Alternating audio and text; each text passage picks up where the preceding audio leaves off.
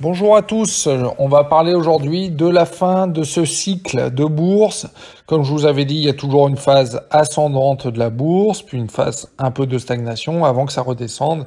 Et là, on arrive au moment où ça va redescendre. Je vous avais parlé de la courbe des taux, le spread de taux 10 ans sur 2 ans qui montrait qu'il y avait une inversion au mois d'avril. Donc dans ces cas-là, la moyenne après qu'il y ait une inversion, c'est 19 mois après, il y a un crack boursier.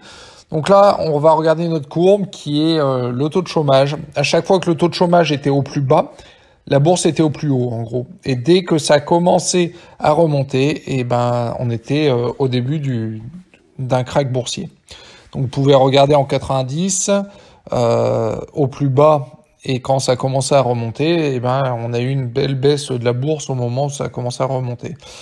On va regarder plus récemment donc les deux cracks qui nous intéressent, donc celui de 2000, donc novembre 2000.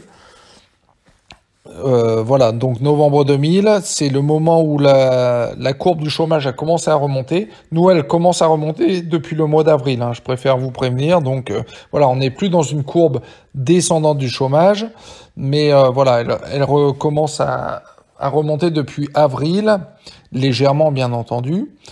On va regarder donc en 2007. Donc en 2007, c'était au mois de mars. Au mois de mars, vous voyez, on était vraiment au plus bas. C'était juste avant que ça commence à remonter. Donc novembre 2000, mars 2007. Et aujourd'hui, on regarde, on est à 3,5% de chômage aux États-Unis. C'est le plus bas quasiment historique depuis les années 50. Donc vous comprendrez bien qu'il y a de grandes chances qu'on partent vraiment vers un crack boursier. Donc novembre 2000, mars 2007. Maintenant, on va regarder la courbe du SP500 et du CAC 40. Donc en novembre 2000, vous voyez, c'était exactement le moment où le CAC 40 a commencé à baisser. Et sur l'autre, mars 2007, vous regardez 2007, donc on a juin.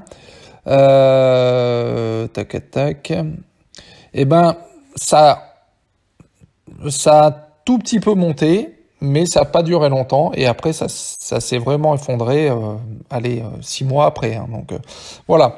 Donc ça veut dire quoi? Ça veut dire qu'aujourd'hui, on arrive sur la fin du cycle. La courbe du spread de taux vous disait qu'on était sur un risque de crack de 7 mois à 24 mois après. Donc le spread de taux s'est inversé en avril.